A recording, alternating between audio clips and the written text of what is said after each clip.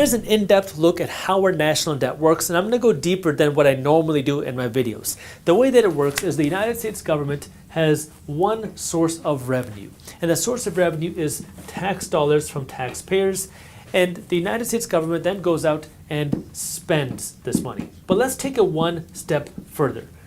Where does the United States government actually generate these taxes from? As a licensed attorney who is not your attorney, here's a small list of different taxes that you pay, and I'll break it up into 10 different pieces. Number one is your payroll taxes. You go to work and you get paid. The United States government is going to take a piece of your income in the form of income taxes. Then you have to pay your FICA taxes. That's your Social Security and Medicare taxes on top of your income taxes. Then you have your property taxes. If you go out and buy a house, you have to pay property taxes when you buy that house.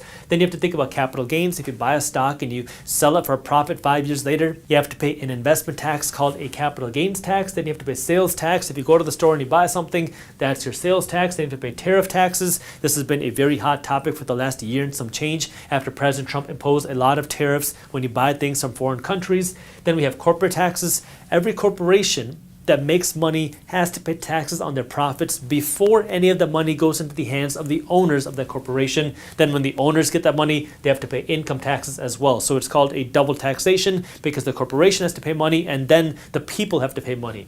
Then you have estate taxes. This is for the ultra wealthy. If you die with a lot of money and you pass this money on to your heirs or whoever, you have to pay an estate tax, otherwise known as a death tax on that.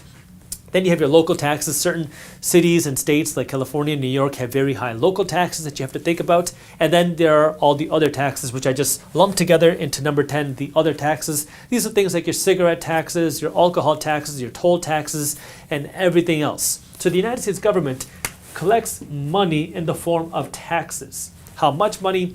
Well, right now it's roughly around $5 trillion a year. And then they go out and spend the money. And you might be wondering, well, where is the United States government actually spending their money? In 2026, the top 5 places where the United States government is spending money in this order are: number 1, spending money on Social Security. That's old people to retire. Number 2 is interest expenses. What is that? Well, the United States government has a lot of debt, and then they have to pay interest on that debt, which is why 20 cents of every dollar that you pay in taxes is going directly in the form of interest. Then it is for health care and health coverage. Then it is for Medicare expenses. Then it's for defense and military expenses. Now take a look at this. The United States government is generating around $5 trillion a year. And you'd think that if they're running a balanced budget, they're going to spend less than $5 trillion a year, maybe $4 trillion a year. But that's not what they do. They don't spend $4 trillion a year. They don't spend $5 trillion a year. They spend more than that. They're spending around $7 trillion a year.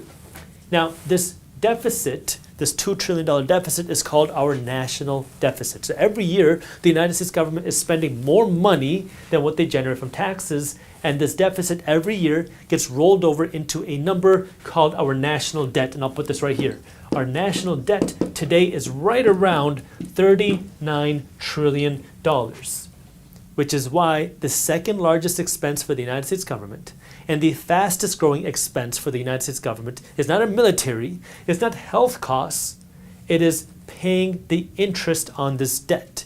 Because not only is the amount of debt that we have going up, the interest rate on that debt is high, so more and more of your tax dollars are being used to pay off this debt, which might have you now questioning, well, where is this extra money coming from? Because there's still a $2 trillion gap. And this is where the United States government has to go into debt to finance the rest of their operations. Well, who is lending money to the United States government? And there are 3 primary lenders to the United States government. Because of all the changes happening in the economy right now, I'm hosting a live, free, and virtual investor workshop on June 16th at 12 p.m. Eastern Time, noon, where I'm going to be going over, number 1, how the economy is changing, and number 2, how you can build wealth through these changes in the economy. That way you can build wealth outside of just your 401k, outside of just your house, because when you have all these changes happening, with money. All these changes happening in our government, all these changes happening with AI and technologies, all of these create panic, but they also create opportunities. And some people are going to become incredibly wealthy because of them. And on June 16th, I'm going to be showing you my firm's research as to where money is moving and how we can create better investment opportunities for you. It's a free workshop and it's live, but you do have to register to reserve your spot because our software has a limited number of people that can actually join us live. And in the past, when I've done these live workshops, we've hit capacity every single time. And as an added bonus, when you sign up for the investor workshop, you're also going to get Market Briefs, which is my newsletter for investors, completely free. It's read by hundreds of thousands of investors every morning. And when you show up live on my investor workshop on June 16th at 12 p.m. Eastern Time noon, you're also going to get a free digital copy of my company's new book, How Money Changed Forever. But to actually get a digital copy of this book, you have to actually show up live on June 16th at 12 p.m. Eastern Time noon. So if you're an investor, I invite you to join me for my live investor workshop on June 16th. If you have not registered yet, again, I have that link for you down in the description below. Lender number one is people like you and me who lend money to the United States government by buying these treasury bonds. When you go and lend money to the United States government, the government pays you back interest. And for many decades, everybody has always said that the safest place to invest your money is by lending money to the United States government because the United States government will always pay the bills. You're always going to get your interest. Why? Because the United States government can collect these tax dollars. The second person that's lending money to the United States government are foreign countries. That's countries like Japan, the United Kingdom, and China, which have lent trillions of dollars to the United States government. And then third, last but not least, is the Federal Reserve Bank. That's the central bank here in the United States. Now, the interesting thing about the Federal Reserve Bank is that they're actually not a bank because you and I cannot go there to deposit money. They're not a reserve because they're not sitting on any cash reserves, and they're not federal. It says so on their website, which might now have you questioning again.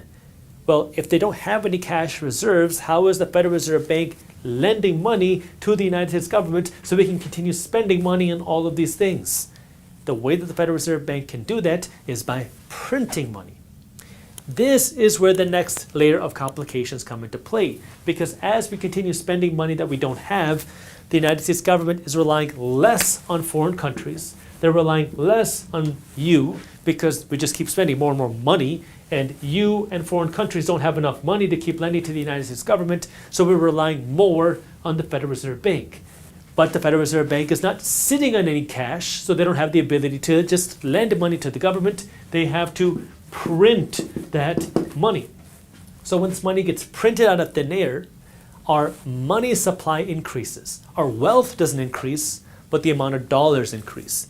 And when you keep increasing the amount of dollars out there, the value of each dollar goes down, causing the prices of things to go up. That's what inflation is. And so this is where now Jamie Dimon and many others are saying that we could see a bond crisis at some point. The idea being we keep spending money. Not just that, we keep spending money we don't have. And in order to keep financing this spending, we could either raise taxes, but that's not what we're seeing happen because, well, the United States government just passed the biggest tax cut bill in the history of time in 2025 called the One Big Beautiful Bill Act. At the same time, we're not cutting spending. We're ramping up spending. So we have an increase in spending. We have a decrease in taxes, which means this deficit must come from here, this debt, through more money printing, which means more inflation. And this is where we're starting to see more people and entities start to part ways and distance themselves from the United States dollar. China for years has been reducing their holdings of United States debt. Russia has been reducing their holdings of United States debt. Saudi Arabia has been reducing their holdings of United States debt. And Japan went from a buyer of United States debt to now a net seller of United States debt. This is a concept called de-dollarization, where countries around the world are starting to distance themselves from the United States dollar because they have some concerns about the future ability of the United States government to continue paying back this same debt. And if you go back to Jamie Dimon, according to him, he says that the world should be experiencing a whole lot more inflation because it's not just the United States that's doing this deficit spending, the whole world is doing this deficit spending. Take a listen. I don't know how the world running deficits like this isn't inflationary. And this is where things really get interesting because according to Jamie Dimon, the real concern here that could cause this bond crisis to happen is not this problem right here. It's actually something completely separate. It is the private credit crisis. If you enjoyed this clip and you want to continue your financial education journey, I have another video that I think you'll love. All you got to do is click that button right over there. And for those of you who want to stay up to date on the top finance and business news, you can join Market Briefs, my free financial newsletter, by clicking that button below. Thank you for watching, and I'll see you in the next one.